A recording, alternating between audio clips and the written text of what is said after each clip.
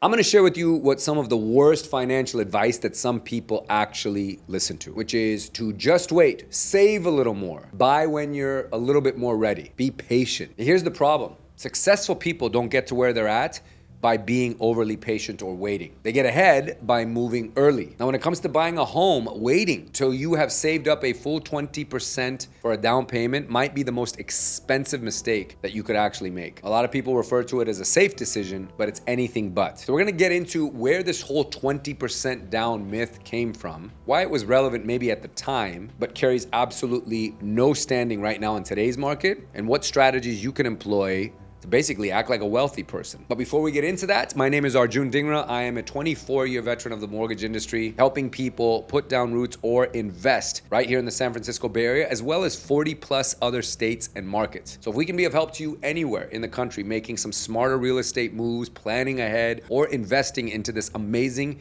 asset class, please reach out to me on Instagram at Arjun Mortgage, and me and my team would be honored to help you in any way that we can. So let's get into where this whole 20% down payment myth came from. Now, it didn't just appear, it actually came from our parents' generation, meaning my parents' generation. If you're a 90s or 80s or even 70s kid, then your parents were the ones that instilled in you, because it's all they knew or were exposed to, that you must save up 20% and put that down on a home. So this was the advice that your father gave you, or your wealthy uncle, or that financial advisor that worked with your family. And it's hard to blame them, because there was this whole sequence to life. It was finish school, get married, save up for a house, or get money from your family for a house, buy that house, have your kids, work till retirement, kids move out, come back home for the holidays, eventually they get married, and the whole cycle repeats itself. It's totally normal, but there's also a few things about what was going on back then that is definitely not the case right now. Back then, homes, for starters, appreciated very slowly. There wasn't the explosive uptick in home values like we experience now in this current housing market. Inventory was also far more balanced, and that's really the reason why there wasn't such spikes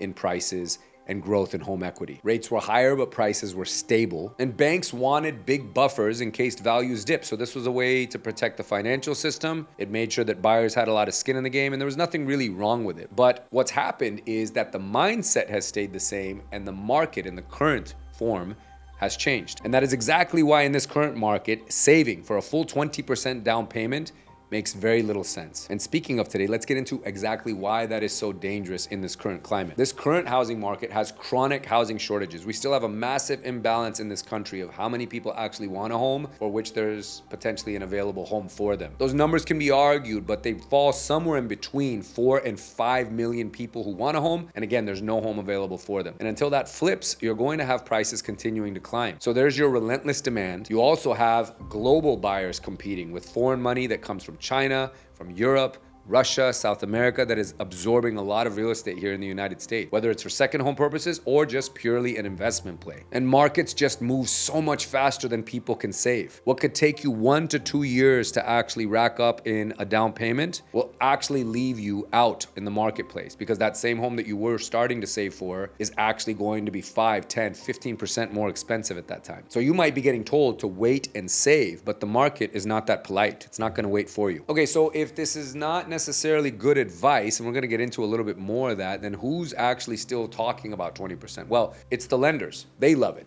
The banks. Again, they are there to protect themselves, not be overexposed on an asset that they're lending you money for, and make sure that you're going to be able to make the payments regularly. So putting down a larger down payment, such as 20%, ensures that you probably have a higher degree of affordability with this house. And because you put so much into it, you're not that likely to ever walk away from it if somehow shit hit the fan. So lenders like this whole 20% down concept for those reasons. They also love it for the fact that there's no PMI, lower risk as we stated. You get better financing terms or interest rates. The loan is smaller, which means it's a little bit more affordable, and ultimately it's just a cleaner file. So these are all great things for the bank. But big banks don't pay for your opportunity cost. You actually are the one who does. So here's the reality in 2026. Only 14% of first-time homebuyers actually put down 20%. The average first-time buyer puts anywhere between 6 and 8%. And there are a lot of these loan programs that actually exist for lower down payments, because 20% is just unrealistic in this current climate. So if you're waiting for 20%, you're not being conservative, you're being out of sync with reality. Now, I mentioned opportunity cost, so here is the real cost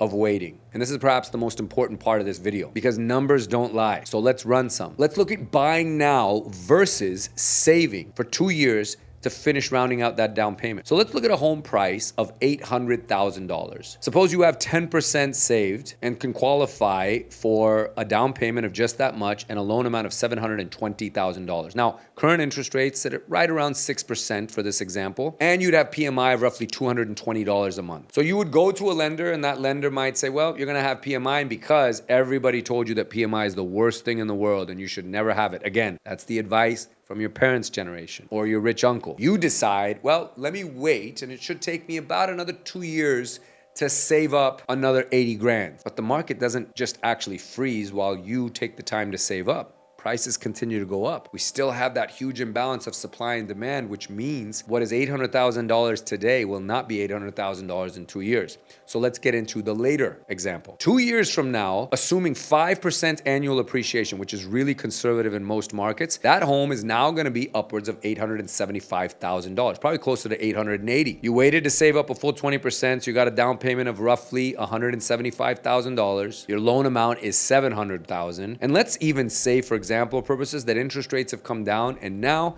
you have a 5.5% interest rate. So you decided to wait to save up more money and for lower interest rates. It sounds better, right? Until you zoom out and realize that actually this is a far more expensive deal. Here's what waiting actually cost you. For starters, you missed $75,000 in missed appreciation. That equity belongs to somebody else now. You also missed 2 years of principal pay down because you weren't paying your own mortgage, you paid your landlord's. This one's a big one. You missed 2 years of tax deduction. So the mortgage interest and the property taxes that you could have deducted up to a certain point, of course, are gone. And perhaps most important, guys, there is a higher entry price. You now own an $875,000 home instead of an $800,000 one forever. So saving for your down payment was not the problem and PMI was not stopping you. Waiting was the issue.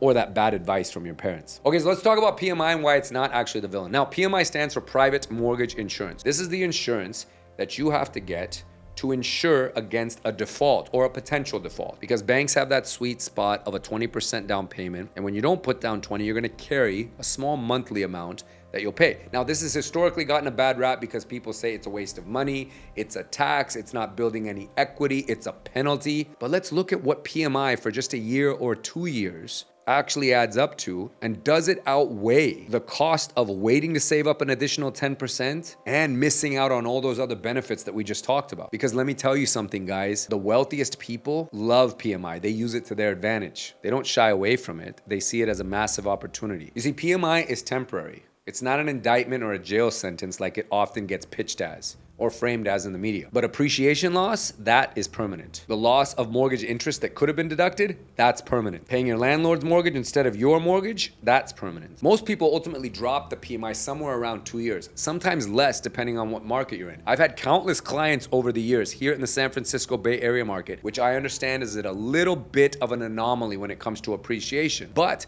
they put down smaller down payments, carried PMI for what turned out to be just about a year, and then let the market do the rest of the work for them. So instead of having to sell more stocks, facing a taxable event on that side, just so they could put down 20%, they used what they had to get into the market. Now that asset is worth more. They paid a little bit of PMI over the course of that year, but the market did so much work for them, and now they have 20% equity or more and are able to drop their mortgage insurance. So just remember that, guys, what you never recover is time out of the market. So now that we recognize that PMI is not terrible and that it got a bad rap from our parents' generation, here are some better ways in which you can buy today instead of waiting. And always remember, guys, this is the secret of the wealthy. They seize the opportunity right now, even if it's imperfect, because they know that waiting costs you more. Conventional loans can go as little as 3% down, but most will get away with something a little bit closer to 10%. You've got FHA loans that allow you to get in at just 3.5% down. A VA loan is at 0% down. Same with some USDA loans in qualifying cases. And there are a lot of first-time homebuyer programs local to your market where you can get in with a minimal amount down. See, all this comes back to that very important and famous word known only to the rich up until fairly recently as leverage. Now, don't get me wrong, guys. If you have 20% to put down and you wanted to put down 20% and it was available or just burning a hole in your pocket right there and the numbers make sense, then it is a good idea. So this is not me saying never put down 20%. I'm just saying that if you can't put down 20% because you don't have it, it doesn't mean that you can't enter the market, or better yet, that it's a good investment right now. So here's where 20% does make sense, guys. You already have it. You're not draining other reserves. You're in a flat market, or you're optimizing an investment or have just come into this money. But remember, guys, just waiting years to hit or save up to an arbitrary number is just past or old ways of thinking. So remember, at the end of the day, guys, you will never be rewarded for hesitation, but for decisiveness. And this is really relevant in housing. Just look back at these last few years. If you are someone that bought, even though it may have been a stretch, you're probably, in just about every single case, looking at your situation now, and you're actually thankful because that home would have been a lot more expensive. Rates have clearly gone up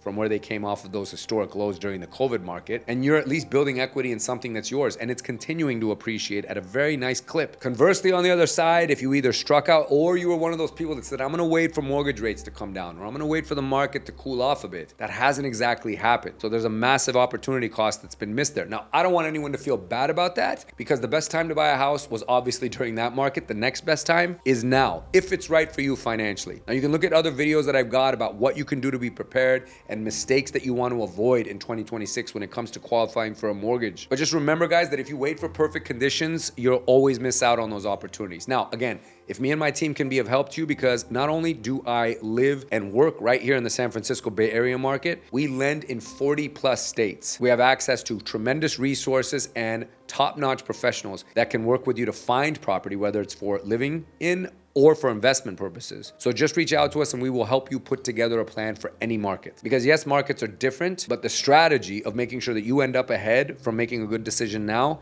is singular. Thanks for watching, guys, and I'll see you on the next video.